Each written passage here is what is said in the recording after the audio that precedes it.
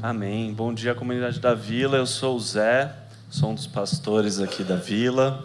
E eu sou o responsável e trabalho, sirvo no Ministério de Adolescentes e Jovens. Por isso também a gente decidiu dar esse recado hoje. E esse semestre a gente tem feito uma série de mensagens aí para os adolescentes e jovens bem conectadas. E uma delas foi sobre a sabedoria de Deus e esses textos de sabedoria, né? E hoje a gente vai falar sobre o Salmo 1. Eu estive pensando sobre essa mensagem aqui, a gente decidiu falar sobre esse texto. Se você quiser abrir aí a sua Bíblia. Nas últimas mensagens e dias aqui na Vila, né, no mês de julho, aqui a gente acabou refletindo bastante sobre essa questão de discipulado, de disciplinas espirituais. E algo que a gente entende ser essencial para a gente entender o que são de fato disciplinas espirituais e o que é discipulado de fato, principalmente no contexto onde a gente vive, né? A Vila tenta, a gente preza muito por entender a maneira de ser cristão no meio do contexto onde a gente está, na cidade. E muitas vezes as disciplinas ou a busca por Deus, ela é vista como um meio de troca de favores, uma questão puramente religiosa, onde você faz algo esperando algo em troca de Deus. E isso é equivocado quando a gente olha para a maneira de se relacionar com Deus, né? Deus faz tudo por nós antes da gente se achegar a Ele. E a reflexão de hoje vai ter a ver com a conexão disso, mas da gente entender que temos sede de Deus antes mesmo da gente se conectar com Ele. A nossa sede está lá e a gente tenta saciar essa sede de alguma forma, que não é Deus. E quando a gente percebe que a nossa sede, na verdade, é de Deus, a gente percebe que só nele a gente consegue saciar essa sede. Então, Salmo 1... eu vou ler ali na nova versão transformadora, na NVT. Você pode acompanhar também nas TVs aqui. Feliz é aquele que não segue o conselho dos perversos, não se detém no caminho dos pecadores, nem se junta à roda dos zombadores. Pelo contrário, tem prazer na lei do Senhor, e nela medita dia e noite. Ele é como árvore plantada à margem do rio, que dá seu fruto no tempo certo. Suas folhas nunca murcham e ele prospera em tudo que faz. O mesmo não acontece com os perversos. São como palha levada pelo vento. Serão condenados quando vier o juízo. Os pecadores não terão lugar entre os justos, pois o Senhor guarda o caminho dos justos, mas o caminho dos perversos leva à destruição. Que Deus ilumine a sua palavra. A gente, refletindo um pouco sobre a maneira de se relacionar com a palavra de Deus, uma das palavras que a Bíblia usa e que hoje, em alguns sentidos, ela tem outro significado para a gente, por causa de influências, de outras influências que não a Bíblia, é a meditação.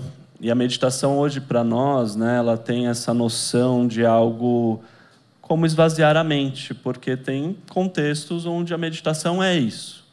Mas, segundo a Bíblia e o que a Bíblia propõe de meditação, envolve, ao invés de esvaziar, um processo de encher.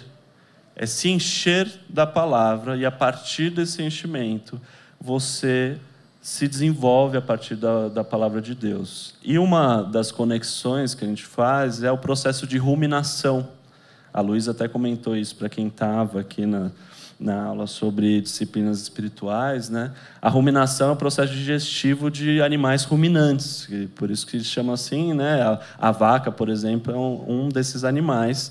E esse processo ela digere um alimento e esse alimento depois volta ali para a mastigação, para conseguir digerir de fato os nutrientes contidos ali, né? Então, essa noção é quase assim, né? Você está se enchendo tanto de algo que o seu corpo não consegue digerir tudo aquilo sem você antes mastigar de novo. E esse processo é o que a gente chama de meditação na Bíblia, onde você está se enchendo de algo, está tão... Aquela mensagem, aquela palavra, você percebe que tem algo além ali.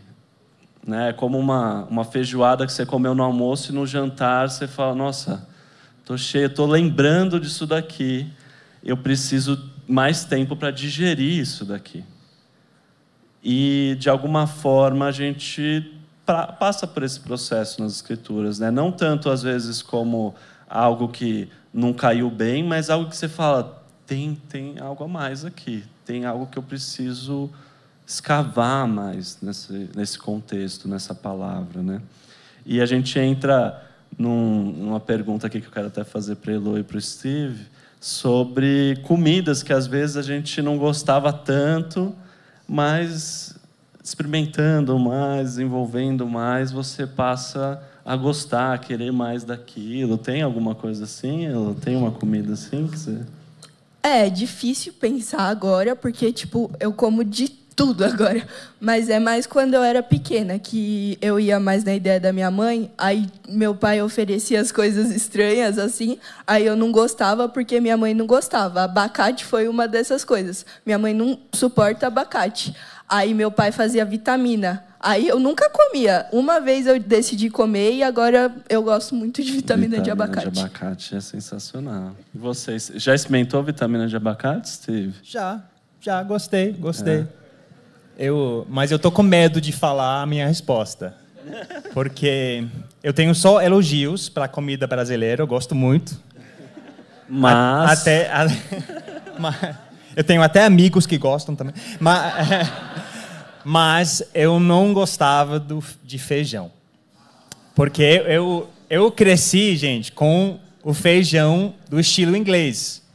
Que é um feijão branco com molho de tomate agridoce que a gente come no café da manhã. E é muito bom. Com um bolinho de sangue, pessoal, só para deixar claro aqui. Também é verdade. Não tira essa parte, não. Então eu tinha que aprender a gostar do feijão brasileiro. E agora eu gosto, tá? Eu gosto. Fiquem tranquilos.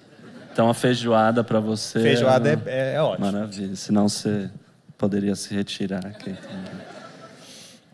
E quando a gente lida, né, tanto aqui com comida, quanto com o próprio texto, né, fazendo nos limites aqui da analogia, né, o texto bíblico, às vezes, ele pode soar para nós uma questão de você não gostar, às vezes. Isso faz parte do processo de caminhada cristã. Tem que fazer parte. Porque se não tivesse nada que você não gostasse do texto, da revelação de Deus para você, o próprio texto seria incoerente. Porque o texto diz que você não é apto para viver as coisas que Deus quer. Que existe uma queda e que existe o pecado que trabalha no seu coração, que faz você desviar desse caminho. Então, quando a gente lida com o texto bíblico, sempre vai ter algo que fala assim, nossa, isso daqui não está legal. E a gente tem opções aí, entre cuspir isso e falar, deixa isso de lado, ou tentar meditar na palavra, desenvolver isso em nossas vidas. Tanto com textos que talvez a gente a princípio não goste, mas também com textos que a gente vê uma riqueza maior ali, que você fala, nossa, eu quero mais disso. Né? E o Salmo 1, né, aqui entrando diretamente no texto, começa falando o seguinte, feliz é aquele que não segue o conselho dos perversos, não se detém no caminho dos pecadores, nem se junta à roda dos zombadores. E é importante a gente ter uma noção sobre um conceito da linguagem poética aqui nos Salmos, que é recorrente, principalmente nos Salmos, que é o que a gente chama de paralelismo, onde está falando aqui sobre o que você pode pensar que são três pessoas. Né? Aquele que... dando exemplo de uma pessoa, na verdade, que não segue três caminhos ou três coisas. Não segue o conselho dos perversos, não se detém no caminho dos pecadores, nem se junta à roda dos zombadores. Mas, na verdade, isso é um mesmo exemplo, a mesma questão, com enfoques diferentes, vistas de lados diferentes, de pontos de vista diferentes, para que você entenda, ele está agrupando aquilo. Então, não é necessariamente falar sobre, olha, aquela ali é a roda dos zombadores. Não, ele está falando sobre um mesmo sentimento, uma mesma situação, e feliz é aquele que não vive isso. E uma das perspectivas que eu acho equivocada ao ler esse salmo aqui, e aqui entrando sobre esse conceito do que a gente fala, de seguir a Deus no contexto onde a gente vive, de tentar aplicar isso na nossa situação atual, é a ideia talvez simplista do texto. Eu peço desculpas caso você olhe dessa forma, mas venha comigo entender aqui o meu ponto de vista e a visão sobre esse salmo aqui mais profunda do que eu acredito ser. Onde a gente entende numa questão de que o autor está falando assim, é bom aquele que não anda com más companhias. Sendo algo bem quase que superficial ou exterior. É bom que aquela pessoa não ande com tal galera. E eu acho que isso talvez faça parte desse processo aqui do que ele está falando, talvez sim, mas não necessariamente. Porque o salmista ele vai falar sobre algo mais profundo. E isso se mostra quando ele mostra o contrário. No versículo 2 ele fala, pelo contrário, tem prazer na lei do Senhor e nela medita dia e noite. Então, o contrário daquele que está andando com essa galera, entre aspas, não é aquele que está andando com justos. Pelo contrário, ele poderia dizer, pelo contrário, a pessoa que está feliz, que é bem-aventurada, que é abençoada por Deus, é aquele que anda só com a galera que segue a Deus. Ele não fala isso. Ele fala, pelo contrário, é alguém que medita na palavra de Deus. É alguém que medita, que dia e noite tem prazer e medita nessa palavra. Então, o próprio contrário da poesia aqui, desse cântico, desse salmo, que é poético, que tem essa linguagem, está mostrando mais efetivamente para a gente o que é que ele está falando. Ele está falando mais do que algo simplesmente exterior, está falando sobre influências reais. Aquilo que está no seu âmago, qual que é o seu propósito de vida e quem está te influenciando nisso? Da onde você está sugando o seu propósito de vida? Porque todos nós vivemos assim, fomos criados assim, onde o nosso coração é um coração igual um tubarão, que não pode parar de nadar, porque se ele parasse, ele não consegue respirar. E a gente é assim, buscando um propósito. A gente não consegue ficar parado quando o assunto é propósito de vida. Mesmo que você tente negar isso, você fala, não tenho propósito. O seu propósito está alguma coisa a ver com isso. Eu me lembro nessa situação, assim, eu me lembrei de uma história famosa, assim, no contexto ali da Alice no País das Maravilhas, né, que é um livro infantil, mas que tem uma profundidade ali grande, escrito inclusive por um reverendo lá, anglicano, tudo mais, que tinha ali uma visão teológica e filosófica bem profunda, assim, no contexto onde a Alice está ali perdida no País das Maravilhas, então uma criança perdida, sem saber para onde ir. E ela vê um gato em cima da árvore. Quem conhece esse texto? Né? E no filme não tem uma coisa além disso, mas no livro tem um diálogo muito relevante aqui para a gente, que ela chega para o gato e fala assim, né? Ele está numa encruzilhada, onde tem vários caminhos, o gato em cima da árvore, e ela fala, senhor gato, nossa, que bonito, que você é não sei o quê. Para onde que eu vou? E ele pergunta, onde você quer chegar? E é um texto usado bastante porque ela fala, não sei onde eu quero ir. Ele fala, para quem não sabe onde quer chegar, qualquer caminho serve. Às vezes, eu acho que quando a gente lida com Deus ou com a palavra de Deus, parecemos uma criança como Alice. Falando assim, Deus, me diz para onde eu devo ir, o que eu devo fazer. E Deus fala, mas onde você quer chegar? E o Salmo parece me tratar um pouco mais sobre isso, porque uma visão mais superficial fala assim, não anda com a galera aí. Deus está te falando para você não andar com essa galera. Tá bom.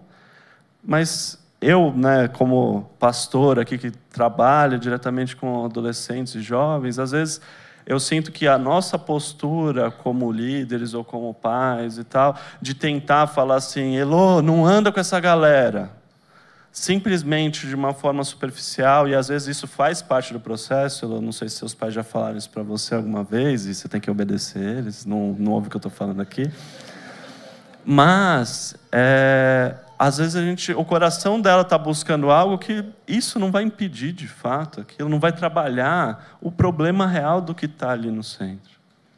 Porque nós somos assim, somos pessoas que desejam algo para preencher, uma influência, um sentido, um propósito, e a gente pode buscar isso de várias formas, como eu falei, só que a palavra de Deus fala, ó, eu sou isso que você deve buscar, como você está buscando outras coisas. Então o salmista fala, ó, medite, ao invés de fazer isso, medite na palavra. E é esse o caminho que vai fazer você se tornar e preencher aqui, né? E ele usa um termo falando assim, tem prazer na lei do Senhor. E é importante, eu acho que, passar por isso também, porque às vezes a gente tem a noção, ao ler, leia aqui essa palavra, esse termo, como se fosse aquele aspecto ali do Antigo Testamento, principalmente, que falam sobre leis cerimoniais, leis dos sacrifícios ali atrás. E o texto não está falando necessariamente sobre aquilo, apesar de incluir aquilo também. Mas lei aqui está conectado com uma questão de autoridade. Jesus mesmo, quando fala tem uma crítica dos judeus ali, dos religiosos da época, em relação à postura dele, ele fala assim, mas está escrito na lei de vocês, e o que ele cita é um salmo. Então, essa expressão, né, é como se você falasse assim, é a sua lei, é o que você está vivendo, é o que você tem como lei para a sua vida. Então, ele inclui aqui a palavra de Deus como lei, como autoridade. E como eu falei, a nossa situação, quando a gente lida com as Escrituras, é uma situação de momentos onde isso não vai cair bem necessariamente, mas que a gente precisa entender quem que tem autoridade diante de quem. Quando você está diante das Escrituras, quem tem autoridade? Você ou as Escrituras? Isso passa, de alguma forma, nesse processo de caminhada com Deus, de caminhada de seguir a Jesus, porque a maneira como Jesus mesmo lida com as Escrituras é de forma autoritativa. Quando criticam a ele em relação às próprias Escrituras, ele fala, deixa eu te mostrar pelas Escrituras esse processo de desenvolver ainda mais isso, né? E o processo de meditação, ele envolve essa questão. E para o nosso contexto aqui, né, a Luísa, tanto na semana passada aqui, quanto durante a semana, comentou sobre disciplinas espirituais e falou sobre um processo de meditação onde a gente vai num momento, num quarto, num momento em silêncio e outras questões assim. Eu acho que isso é bem relevante para o nosso contexto. Mas, além disso, eu acredito muito que a meditação ela envolve uma questão comunitária também.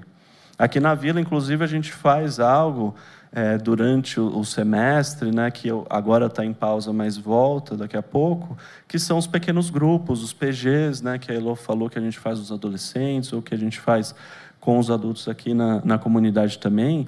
E esses pequenos grupos, o que eles fazem? Eles pegam o contexto aqui da mensagem de domingo e tentam aplicar isso de alguma forma na vida, nessa conversa durante a semana.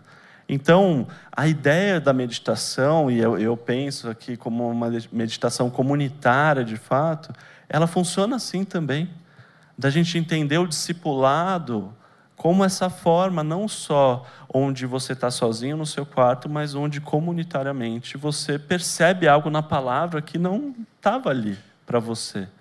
E a palavra ela se torna viva quando ela é vivenciada com outras pessoas que estão vivendo aquilo também. Isso é sensacional, assim. Então, esse processo de meditação de entender a palavra, ela necessariamente envolve outras pessoas. Deus quis assim. Jesus, como palavra encarnada, mostrou isso diretamente. E nós, como igreja, vivemos isso. Como igreja, como corpo de Cristo, vivemos essa palavra encarnada. Onde tem textos que às vezes parecem tão vazios, que a Bíblia, para você, talvez lendo sozinho, possa parecer meio vazia. E a comunidade serve para isso também. E quantas vezes na minha vida, ou em contextos onde eu pude ouvir, seja de uma pregação, seja num contexto de uma conversa mais intencional ali, a palavra sendo vivida e algo clareando ou tendo outro significado ali para mim, né? Elô, aconteceu isso com você já? De algum texto que antes não fazia tanto sentido e foi ruminando até fazer? Aconteceu. Eu ouvi o versículo pela primeira vez numa aula de ensino religioso na escola e não era uma época que estava muito boa para mim na escola. Tinha acabado de acontecer um caso de racismo que me afetou muito. Eu estava meio irada na época e o tema da aula era a ética cristã e a ira. Aí a professora usou o versículo Efésios 4:26, que é: irai-vos e não pequeis, não se ponha o sol sobre a vossa ira. Esse versículo me afetou muito na época, porque eu fiquei pensando, mas eu estou irado o tempo todo, esse sentimento está no meu cotidiano. Tipo, minha vida estava girando em torno do caso de racismo. Aí eu não sabia o que fazer. Eu decidi ignorar o sentimento, porque eu falei, Deus não se agrada, então vou ignorar e esquecer, mesmo sendo que estava igual dor de cabeça, batendo na minha cabeça o tempo todo. Aí, um tempo depois, eu fui numa palestra que o tema era a raiva negra e a Bíblia. Aí, lá foi um ambiente confortável para mim, porque eram pessoas negras e cristãs que entendiam o meu sentimento e esclareceram minha dúvida. Eles meio que falaram que Deus acolhe o meu sentimento e que é um sentimento genuíno, porque vem por consequência de uma injustiça. Então, eu entendi que eu não estava errada por sentir aquilo. Vem por causa do pecado que tem do mundo. E entendi também que eu não podia guardar o sentimento, mas nem ignorar também. Então, agora eu decido, ao invés de ignorar e guardar, eu quero soltar isso. Então, eu uso esse sentimento de ira que eu tenho para tentar fazer mudanças. Então, uma coisa que me afeta ou que eu fico incomodada, eu uso para tentar fazer alguma coisa diferente, para tentar fazer ficar legal, mudar o mundo, assim. Que legal, obrigado por compartilhar isso.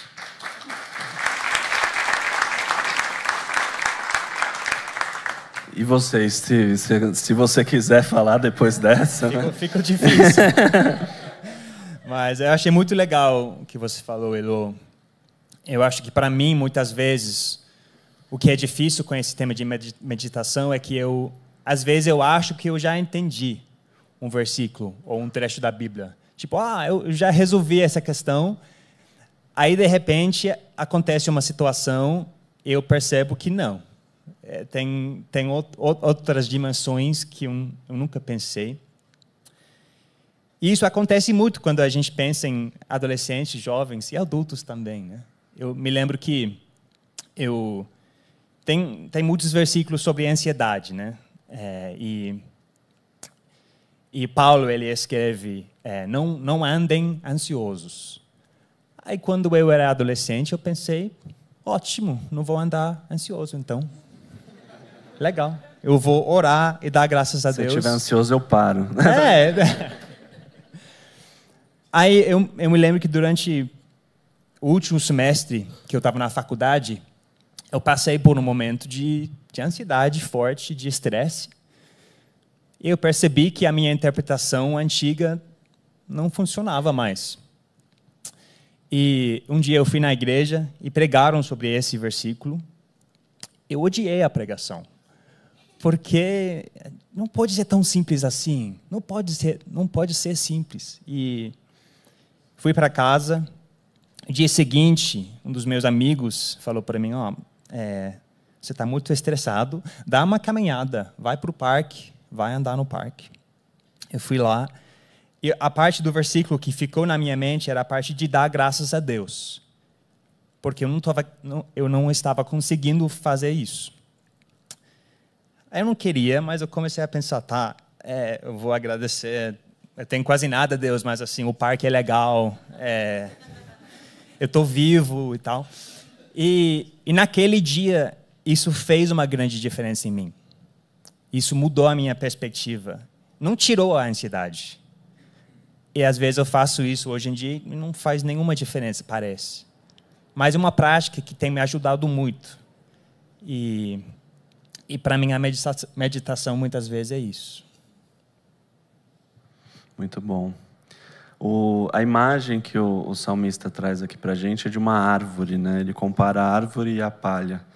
E a árvore no Antigo Oriente Próximo, na Antiguidade, ela tinha uma aura assim divina, assim, quase, né? Porque se você parar para pensar, tem árvores que duram gerações absurdas, assim. Não sei se você sabe, acredita-se que as árvores do Jardim das Oliveiras lá estavam desde a época de Jesus até hoje, assim. Então, árvores de 2000 anos. Pensa o que na mentalidade antiga poderia desenvolver a partir disso, né? A árvore no seu próprio ecossistema, a sua durabilidade, assim. E a árvore tem essa noção, só que ela precisa de algo exterior a ela. Ela precisa, para que ela possa se tornar algo forte, um contexto de um clima, de chuva, e pensa no contexto aqui de Israel, né, onde é um contexto árido, muitas vezes geograficamente falando, né, de muita parte ali desértica. Então, essa questão da chuva, do clima, da água ali, desse alimento da árvore é essencial. E eles veem isso de árvores sendo mortas, né? Acabarem não desenvolvendo porque elas não têm essa condição. E o salmista fala dessa árvore que está ali plantada na margem do rio, onde águas correntes fluem e ela não necessita mais desse contexto exterior para que ela possa desenvolver, para que ela possa permanecer ali, né? Eu tenho uma história de criança, assim, que eu até para os adolescentes eu prometi que ia trazer essa fruta dessa árvore que é diferente aqui para o contexto de São Paulo, mas quem é do Nordeste talvez conheça, que é a siriguela. E eu gosto muito, assim, de siriguela, mas por um motivo especial, porque numa chácara que minha avó tem, tinha lá um pé de siriguela, e eu lembro de subir esse pé, de pegar frutas ali e tudo. E quando aquela árvore existia antes de eu existir, e existe até hoje. Eu levei meu filho lá de 3 anos nessa chácara e tirei uma foto com a árvore de siriguela atrás. E é emocionante pensar isso, assim, eu falei, nossa, é uma estrutura, é uma árvore, algo que está desde antes de eu nascer, continuou, e meu filho está aqui e comendo siriguela desse pé, assim.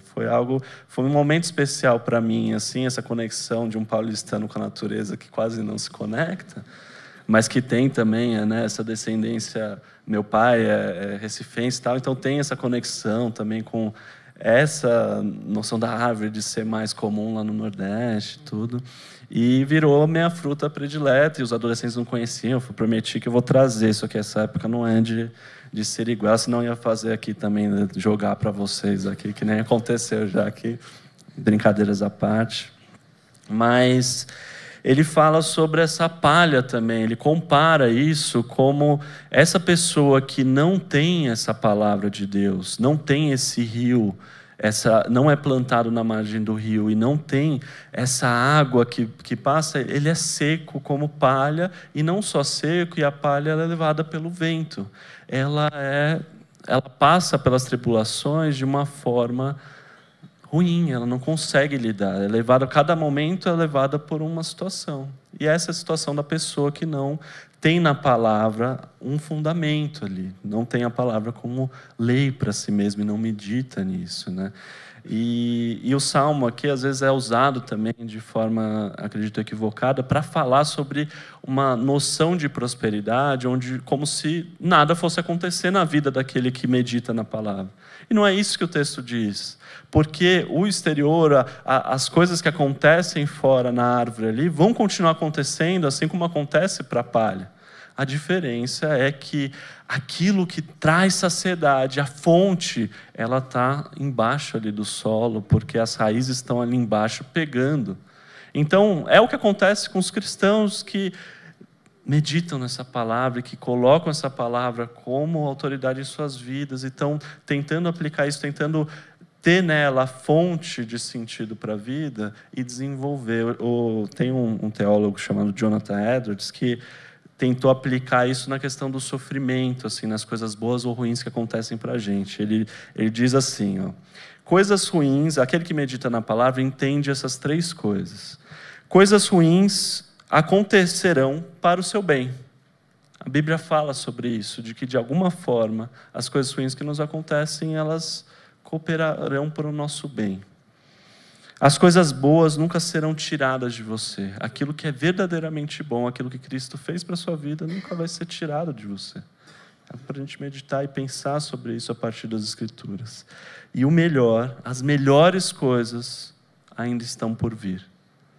Então, é um exemplo aqui prático de uma situação onde de algo que, de verdades da palavra, que a gente pode meditar e pensar sobre isso no momento de sofrimento, nos desafios que a gente passa, onde as coisas ruins que estão acontecendo, de alguma forma, Deus usa isso para o bem, e é muito duro ouvir isso, né? Dependendo da situação, eu como pastor, eu evito falar esse tipo de coisa. Se você vier sofrendo até mim, eu não vou usar esse texto como forma de, não, o seu sofrimento não pode ser vivido. Não, acho que faz parte a gente entender, mas lá no fundo a gente tem que meditar sobre isso.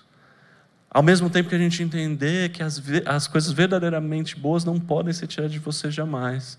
E aquelas coisas que são as melhores da sua vida, que você nem imagina, elas ainda estão por vir. E é uma noção de que ajuda a gente a viver isso, né? Viver esse momento como uma árvore resistente aos tempos, às eras, aos momentos, né?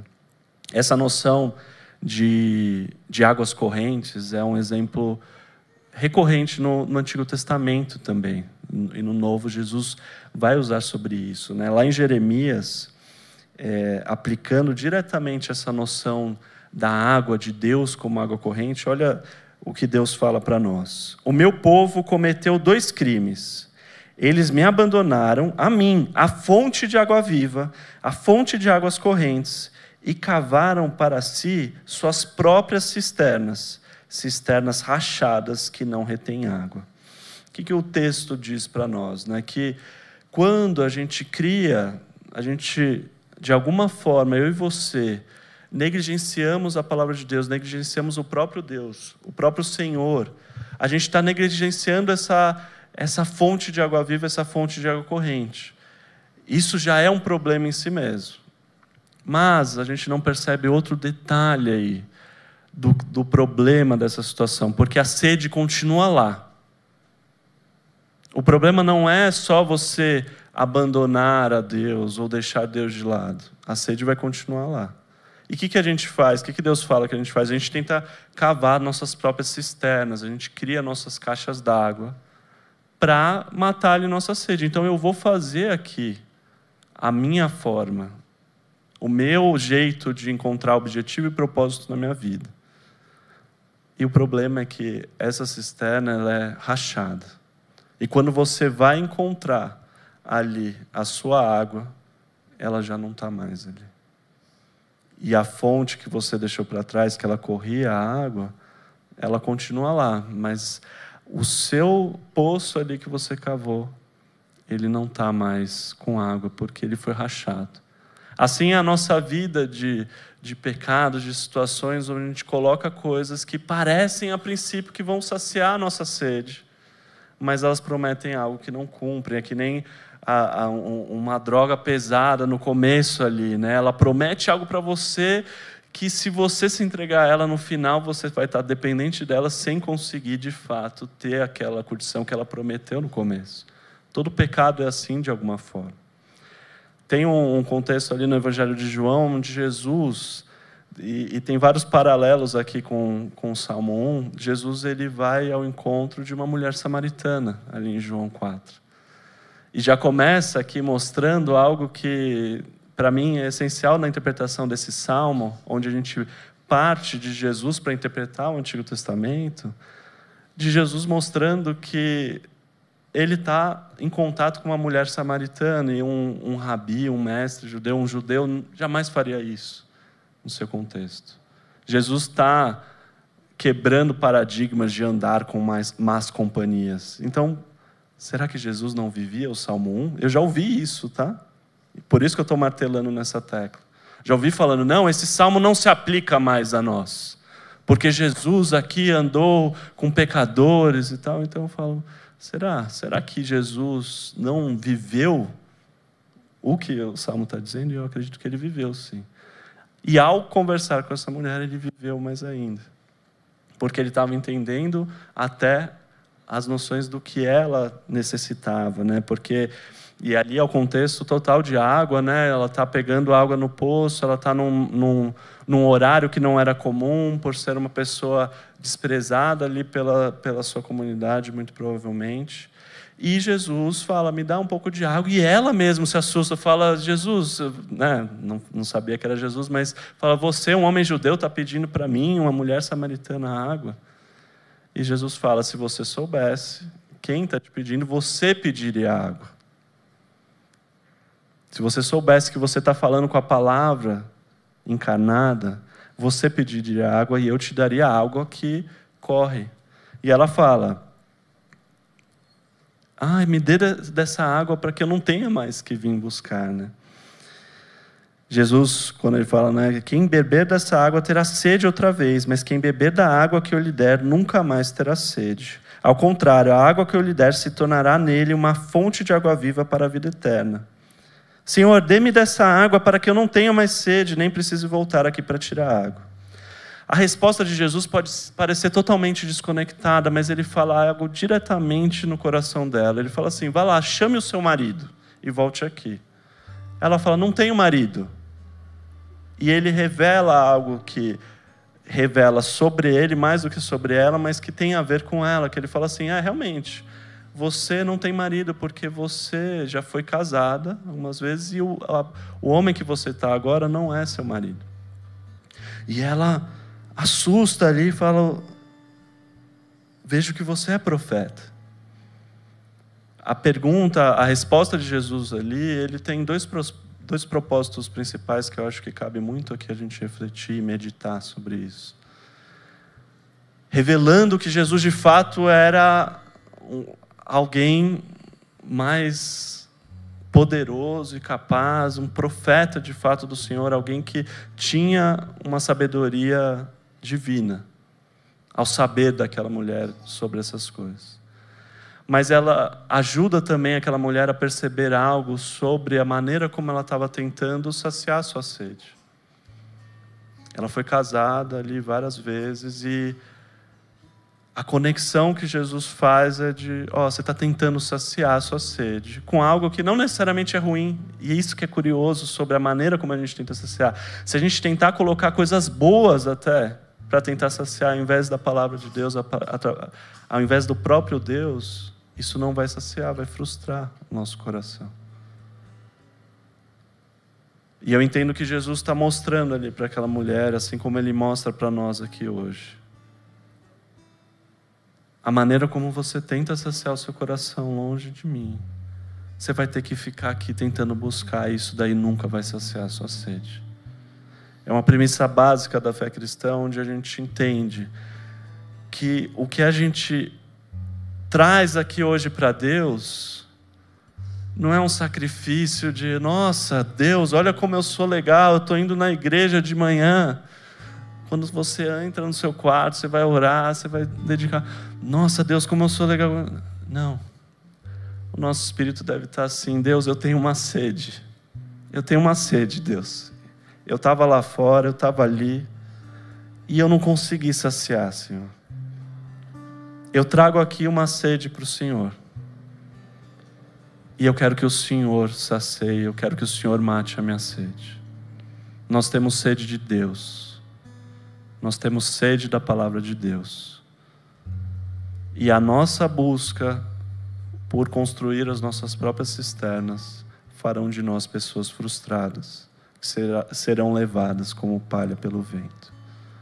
Mas a busca na palavra do Senhor, a meditação, a aplicação dessa palavra em nossa vida, fará com que a gente encontre não só algo para saciar a nossa sede, mas o propósito de toda a nossa vida, de todo o nosso ser, de toda a criação.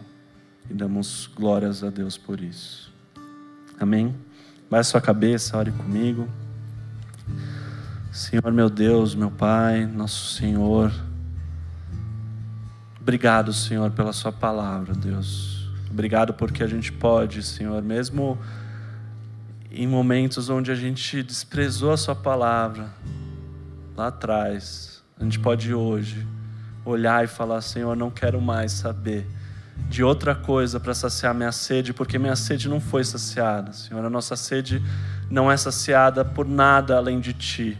Precisamos do Senhor, Pai. Precisamos do Seu cuidado, do Seu amor, da Sua oferta, Deus, em nosso lugar. De Jesus morrer por nós para que a gente possa de fato viver, Deus, no Senhor, para o Senhor, para a honra e glória do Senhor. Age em nós para que a gente entenda isso e viva isso hoje e sempre. Amém, Senhor.